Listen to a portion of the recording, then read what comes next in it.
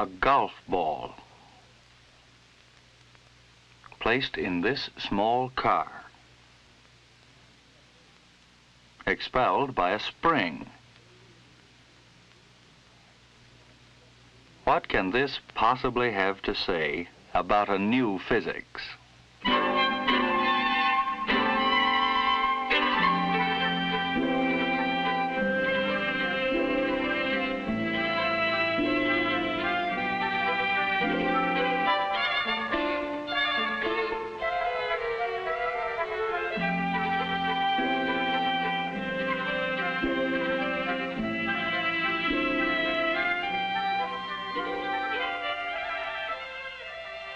This is one of those little toys that physics professors invent in order to demonstrate to their classes the meaning of physical theories.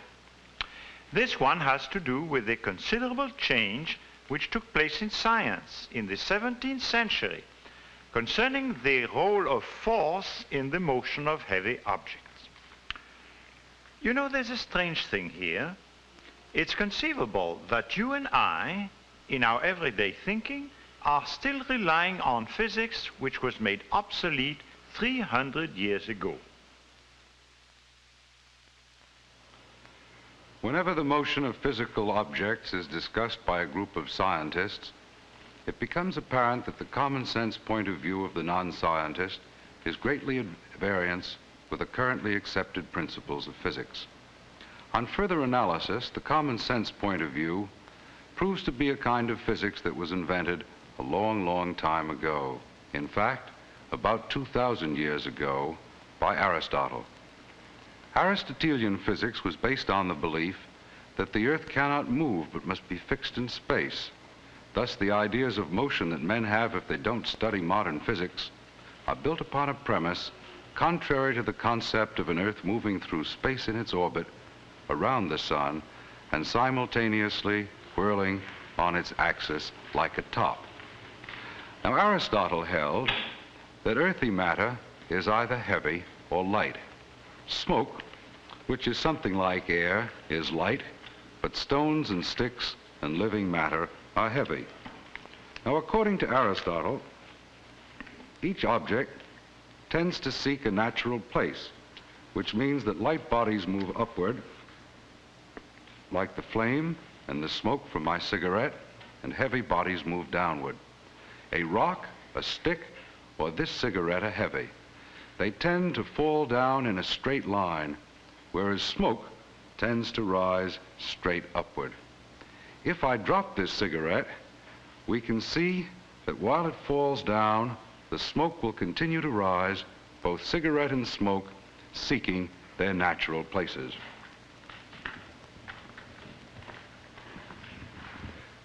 Now, consider another possibility. In my hand, I hold a rock. If I allow that rock to fall, it moves straight downward. Yet a rock doesn't always move straight downward. I can take this rock and throw it up into the air. I can even take a rock and throw it across the room. I can take a ball at the end of a string and whirl it about, thus making a heavy object follow a circular path rather than a straight downward motion. But in each of these three examples, we see a kind of movement which was described by Aristotle as a violent motion rather than the natural motion of the body. By this he meant that in order to make a ball move upward, to make a ball move across the room, an external force would have to be applied. The force was the cause of that body moving in a way contrary to its nature, contrary to motion straight downward. Now, in the circular motion, which I impart when I whirl a ball on the end of a string, the violent motion contrary to the nature of that ball is imparted by means of the string through the continuous agency of my hand, which exerts the force. Now, there's one final point to be made about the Aristotelian theory of the motion of earthly bodies. All motion of bodies that we observe on Earth occurs in some kind of medium, be it air or oil or water. In such a medium, the speed depends on the resistance, as everybody knows. A man who drops from an airplane will fall very, very slowly if he has a large parachute to slow him down, but without it, he'll fall very quickly. In one case, there is a resistance to slow him down. In the other case, there is not. Now let's consider bodies of a single shape, spheres, which presumably will have the same resistance in a given medium. Suppose I perform an experiment in which I take two objects and allow them to fall, one of them to fall in the cylinder of water, and the other through a column of air. Now these two objects, which I hold in my hand, are both spherical in shape. They're both about the same size. When I drop them, one is going to fall in water, one in air. I let them drop like this. The first one is struck in the air, and there the one moves down very slowly. It's easy to see that the one that falls in air struck the sand long before the one that fell in water. Hence, there certainly can be no quarrel with Aristotle's conclusion that the speed with which a body falls in its natural downward motion must always depend on the resistance of the medium. The speed being small in a highly resistant medium like water, and being very great in a less resistant medium like air.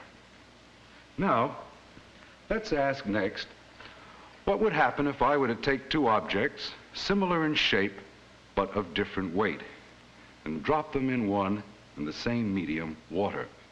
Now, this ball is made of steel. It's very heavy. It therefore has a much greater tendency to reach its natural place downward than this ball, which is made of wood and which is lighter.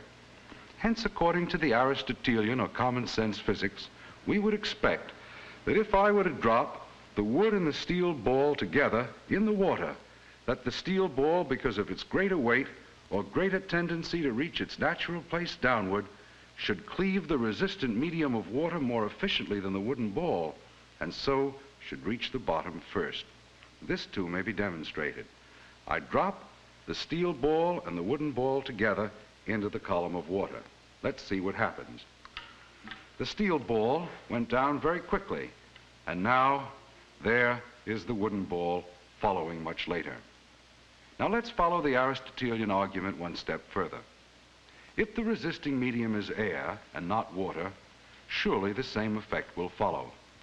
If I were to take a 10-pound ball in one hand and a 1-pound ball in the other and drop them simultaneously from a tower, would I not find that that heavy ball has a greater speed and strikes the ground first?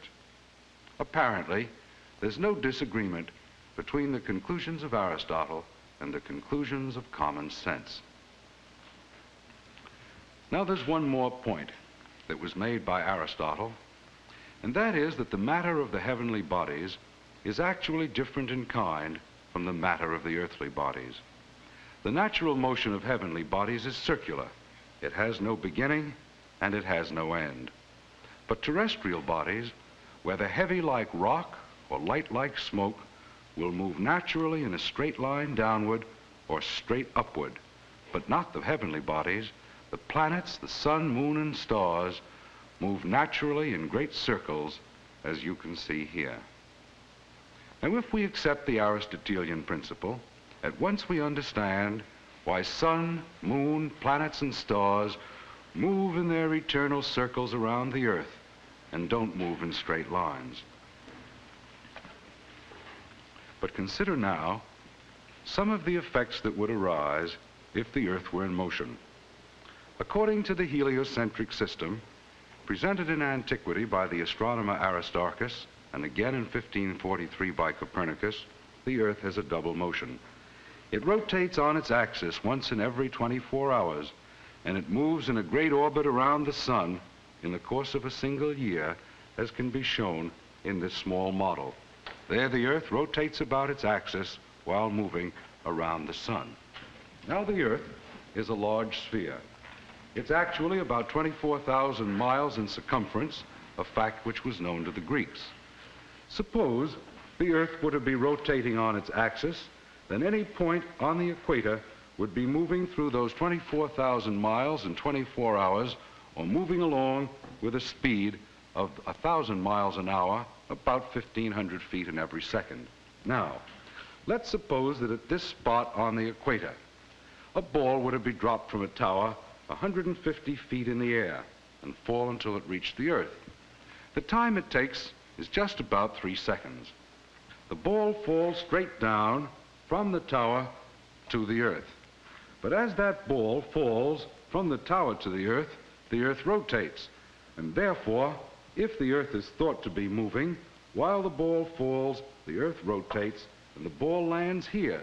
It doesn't land at the spot directly underneath that from which it was dropped, but at a spot almost 5,000 feet to the west, about a mile away. But surely, everybody knows that a ball dropped from a tower 150 feet high does not strike the earth to the west of the tower, but rather strikes right at the foot of the tower. So there's an obvious conclusion. The earth can't rotate about its axis, unless, of course, the physical concepts of Aristotle are wrong. Now next, consider the motion of the earth in its annual orbit around the sun. The distance from the earth to the sun is about 93 million miles, which means that the earth's annual motion takes place along a large circle which has a radius of about 90 million miles. The speed with which the earth must move in that orbit in the Copernican system is about 20 miles per second. Now, if the earth were rushing through space at a speed of 20 miles per second, 70,000 miles per hour, yes, I said 70,000, surely we would expect to have some sensation of that motion. Just think of a bird clutching on to the limb of a tree for dear life while the earth is rushing by, and knowing perhaps that if for a moment it let go, whooshed, the earth would rush by and the bird would be lost out in space and never be seen on earth again. And what of that experiment of dropping a stone from a tower? In terms of the earth's motion along its orbit, we would have to make the following conclusions. First, a weight is dropped from a tower 150 feet in the air. It takes that weight about 3 seconds to fall down and reach the ground. During those 3 seconds, the earth moves a distance of something of the order of 60 miles. Now surely, under those circumstances, a weight would never strike the earth, even anywhere near the place from which it was let go. And so once again, we have to conclude that the earth is not in motion, unless Aristotelian physics is wrong. In other words, it's perfectly clear that if we shift from the concept of a stationary earth to a moving earth, we have to jettison the whole concept of common sense physics. For the men of the 16th and 17th centuries to accept the Copernican system, they had to throw out all the old common sense physics because it was based on the postulate of the earth standing still. In the new system, with the earth and planets moving around the sun, there was required the birth of a new physics. Now, the major principle of the new system of physics, which we associate primarily with the names of Galileo and Newton, is called the principle of inertia. This principle holds that for all matter, whether terrestrial like a rock or a planet, there is a natural state.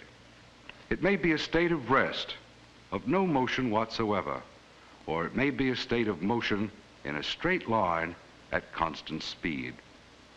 Now, this principle says that if there is no force whatever acting on a body, that body will continue to remain at rest, if it is at rest, or it will continue to move in straight line at a constant speed if it is in motion.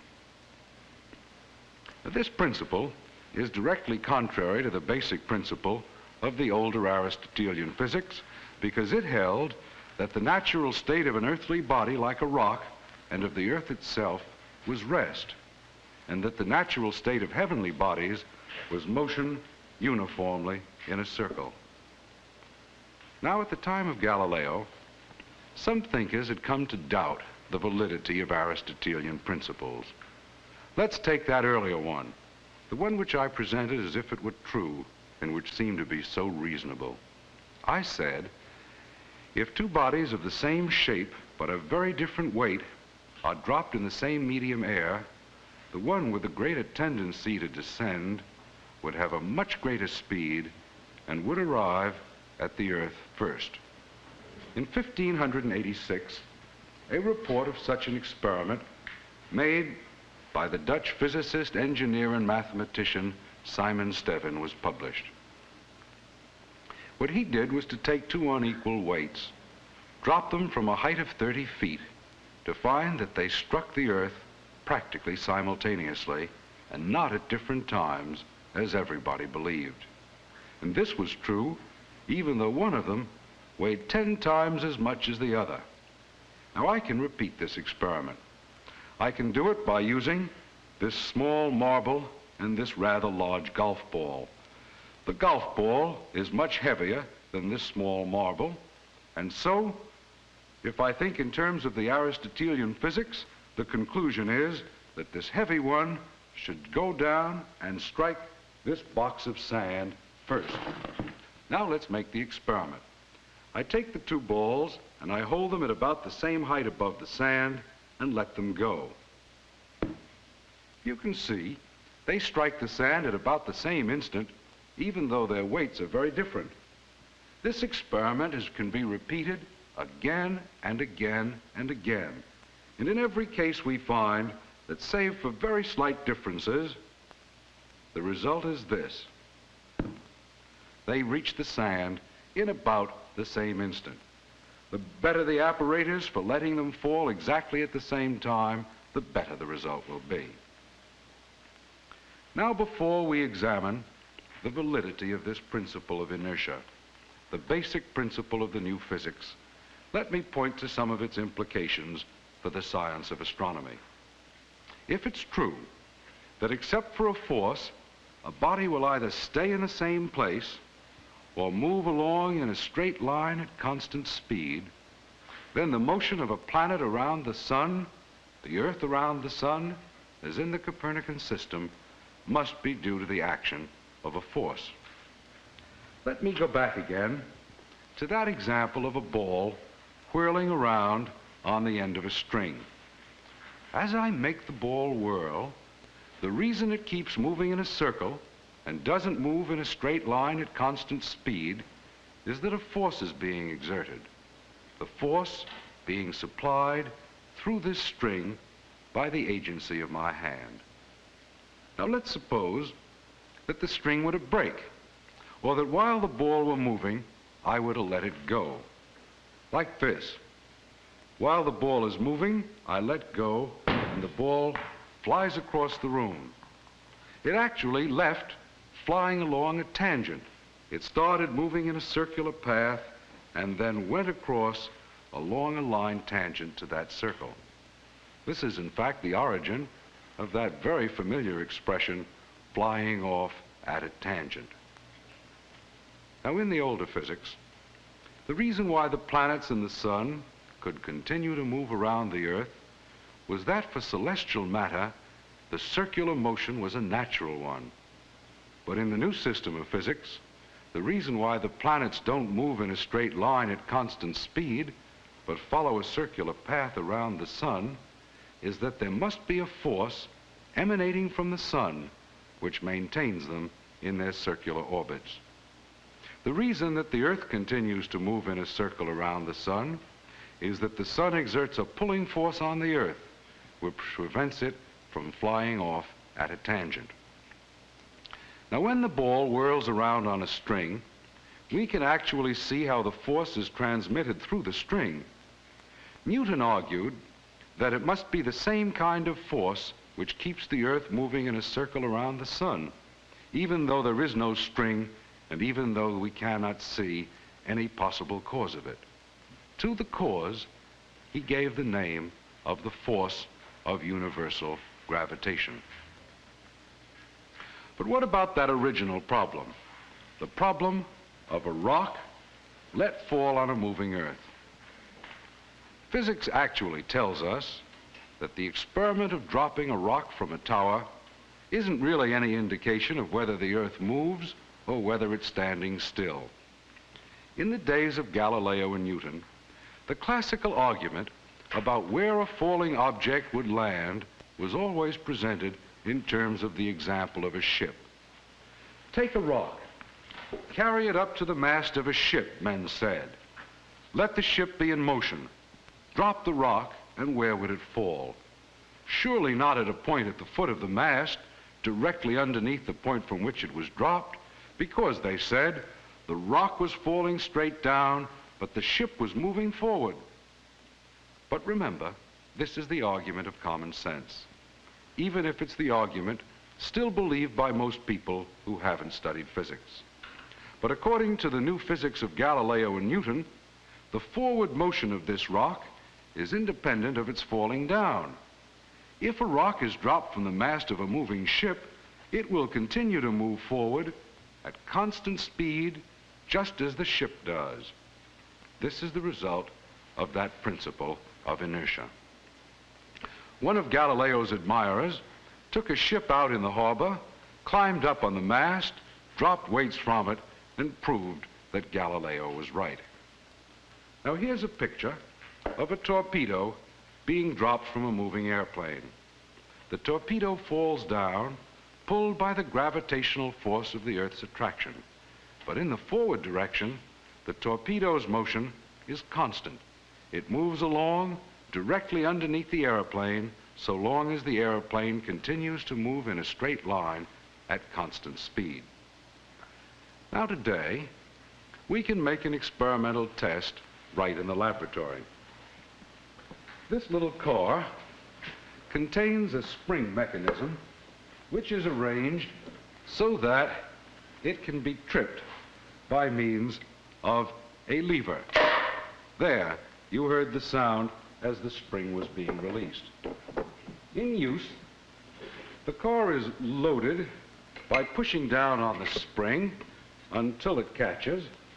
Then a baffle is placed on the top in order to help catch the ball and prevent it from bouncing out.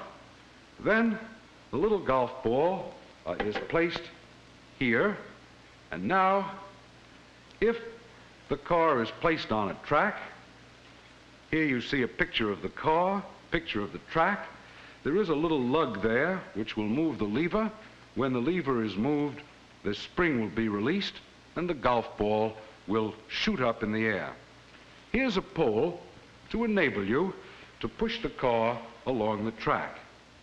Now, as the car starts down the track, the lug will be engaged, the lever will be tripped, the spring will be released, and the ball will go upward. But where will it land? When the ball is shot upward in the air, will it go straight up in the air and come down again behind the cart? Or will it fall in such a way as to strike the cart just in the place from which it was shot out? In other words, as the car moves forward, will the ball fall straight down behind the advancing car, or will the ball continue to move forward and drop back in the cup? Well, most people today who haven't studied physics would probably say that the ball would go straight up and down while the car went ahead, that the ball would fall behind the car. This is the same as the example of the moving ship. This is the same as the problem of the Earth. To those who would say that the ball would not land in the car but be left behind, Aristotle would have agreed. And so would the men who were living at the time of Newton and Galileo. But the principles of the new physics say just the opposite. The principle of inertia tells us that this ball will continue to have a forward motion as it moves through the air, just as it did when it was attached to the car. That the ball continues to move forward with constant speed while it's in the air, just as when it was resting on the car. Now, watch this film of the whole motion.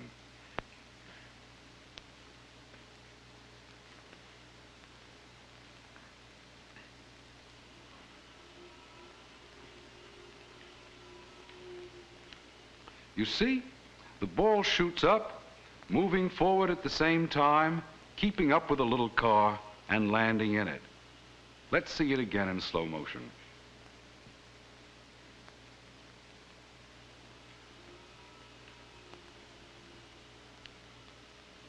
You see, even if the Earth is moving through space at an enormous speed of 20 miles per second, a ball or a rock thrown up in the air will continue to have the same forward motion that it had while it was on the Earth.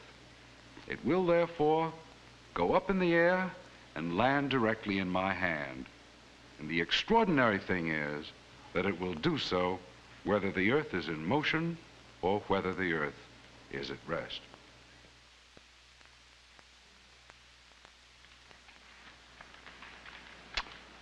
I don't suppose you expected this golf ball shot right into the air to land back into this little car. You can see why the new physics, that of Galileo and Newton, was better than that of Aristotle. It explains effects of this kind, new effects, as well as the old ones. And there is a moral to this story. What we call physics consists of all the most fundamental laws that we have been able to find about the material universe. If one were in a critical mood, one could complain that there are a great many things that these laws know nothing about, and also that they are rather poorly knit together. But at least they are solid as far as they go, they work, and then they are very basic. They apply to every aspect of the material universe. They apply to the stars, and also they apply to the simpler problems about electrons. So that when something really new and important is found in any part of physics, that has repercussion on all our ideas about the whole universe. Not only about our ideas, but about the things we are going to do in using these new physics. When we say that the Earth is going around the Sun and not vice versa, our best reason is a certain theorem formulated in the 17th century by Newton. Now, some 300 years later, we are building a new physics too. Very likely that will have very wide consequences. For instance, that mankind should be able pretty soon to tap inexhaustible sources of industrial power, maybe just only one of them.